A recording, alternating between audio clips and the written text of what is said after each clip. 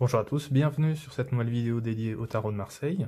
Alors aujourd'hui je vous propose un petit exercice non seulement qui va vous aider à travailler avec tout le tarot, mais aussi pour ceux qui pratiquent la méditation, la relaxation, un petit exercice complémentaire. Alors moi ce que je vous recommande c'est de le faire après une petite séance de méditation. Par exemple vous faites 10 minutes de méditation, guidée ou pas, et 10 minutes de cet exercice de tarot.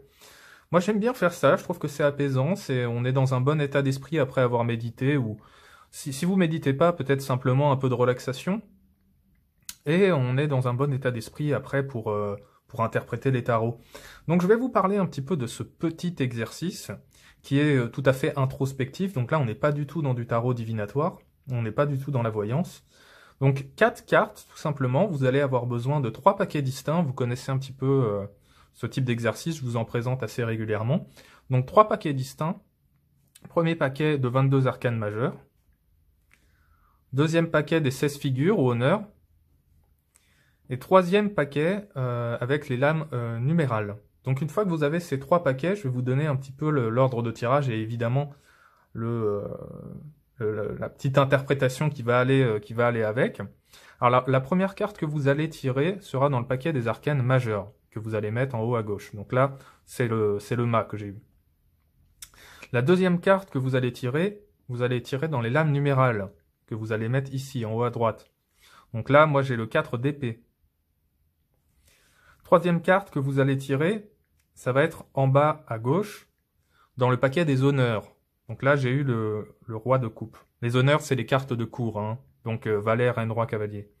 Moi j'ai le roi de coupe. Et la dernière carte que vous allez tirer à nouveau dans le paquet des 22 arcanes majeures, et que vous allez mettre enfin en bas à droite. Donc moi j'ai la justice. Alors, que signifient ces cartes-là? Eh bien, la première carte, ça va être de quoi ai-je besoin pour cette séance de tarot? Un petit peu, après votre séance de méditation, vous vous dites, bah tiens, qu'est-ce que je recherche dans ma séance de tarot? Vous pouvez aussi élargir, si vous voulez, vous pouvez vous dire, c'est l'état d'esprit dans lequel je suis, dans quel état d'esprit suis-je au moment où je fais cette séance. Voilà, donc ça c'est le premier arcane majeur. Ensuite, là, mon 4 d'épée, donc là, c'est votre valeur, votre lame numérale, va symboliser l'énergie sur laquelle vous allez devoir vous concentrer. Donc, sur quelle énergie je dois me focaliser. La troisième carte, donc la carte des figures, des honneurs, donc là, moi, j'ai mon roi de coupe. Ça va être un peu l'inverse, ça va être quelle partie de moi je vais devoir laisser un petit peu de côté, je vais devoir laisser un petit peu tomber. Donc cette carte-là, vous allez plutôt la lire de manière défavorable, même si, bon, j'aime pas trop ces termes-là, mais vous avez compris. On va se centrer sur une énergie ou une partie de vous-même qui vaut mieux mettre un petit peu de côté, du moins temporairement, par exemple. Hein. C'est un exercice de compréhension de soi. Et un exercice pour apprendre ses arcanes, évidemment. Et enfin, le dernier arcane majeur, c'est tout simplement de quoi dois-je prendre conscience. Voilà. Donc on va commencer tout de suite l'interprétation que j'ai fait. Donc là je l'ai fait pour moi après ma petite session de méditation. Alors je l'ai pas fait là au moment où je tourne la vidéo, je l'ai fait hier, mais ça représente vraiment bien l'état d'esprit dans lequel j'étais et puis surtout ça m'a permis de réfléchir un petit peu sur moi et c'est tout à fait le but de cet exercice. En plus évidemment de vous faire travailler avec tout le tarot et pas seulement les arcanes majeurs. Alors le mât. Donc c'est un petit peu quel est mon état d'esprit, voilà. Donc moi ce que j'ai vu c'est cette envie de se libérer, peut-être me libérer d'un poids. Je me sens un petit peu peut-être cette envie de simplifier dans ma vie aussi, peut-être simplement de ne garder que l'essentiel en fait. Le mât a son baluchon, il est pas avec peut-être simplifier un petit peu parmi dans ce que j'ai à faire en ce moment, simplement me dire, bon, écoute, c'est pas grave si tu sais pas exactement où tu vas, fais les choses au jour le jour, tu vas bien voir, quoi. Donc cette envie un peu de libération. Donc ça c'est mon état d'esprit, c'était mon état d'esprit au moment où je l'ai fait, quoi. C'est toujours un peu le cas d'ailleurs.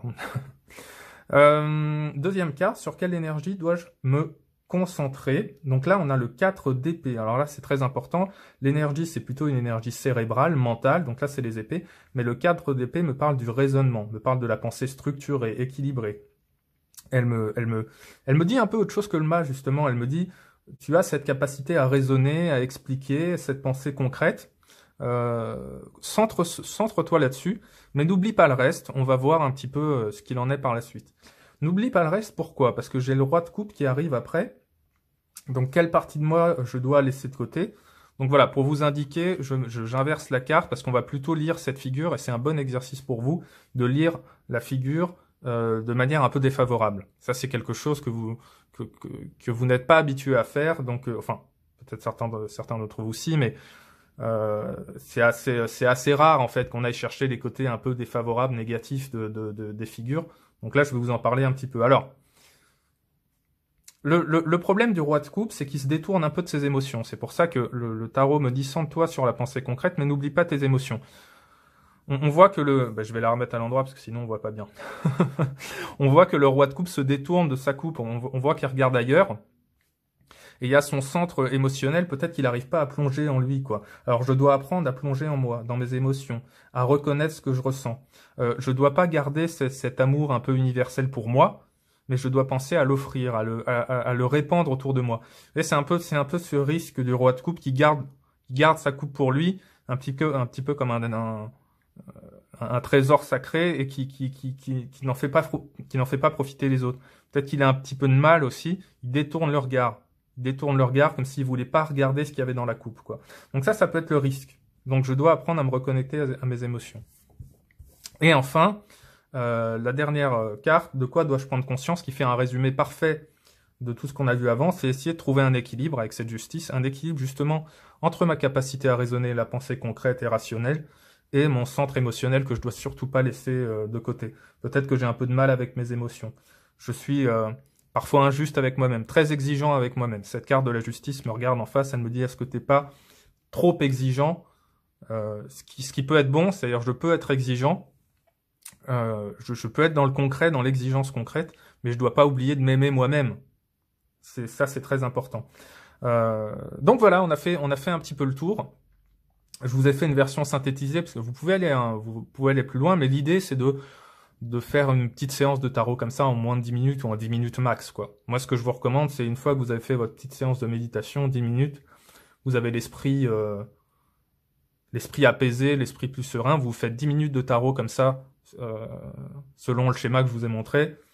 Vous apprenez vos arcanes, vous apprenez à travailler avec tout le tarot, vous apprenez à travailler sans question aussi, et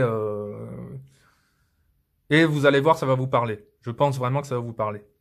Donc voilà, comme toujours, n'hésitez pas à commenter. Alors, je suis vraiment désolé, je mets énormément de temps à répondre aux commentaires parce que j'en ai beaucoup et je manque malheureusement de temps, mais je les lis, vous inquiétez pas, et j'y réponds dès que je peux. Donc voilà, dites-moi si ça vous a plu, si ça vous a parlé, si vous l'avez fait pour vous-même, parce que c'est pas mal comme exercice introspectif. Voilà, moi je vous dis un grand merci à tous. Toujours, vous êtes plus nombreux à vous abonner à la chaîne. Un grand merci à tous et je vous dis à très bientôt autour du tarot.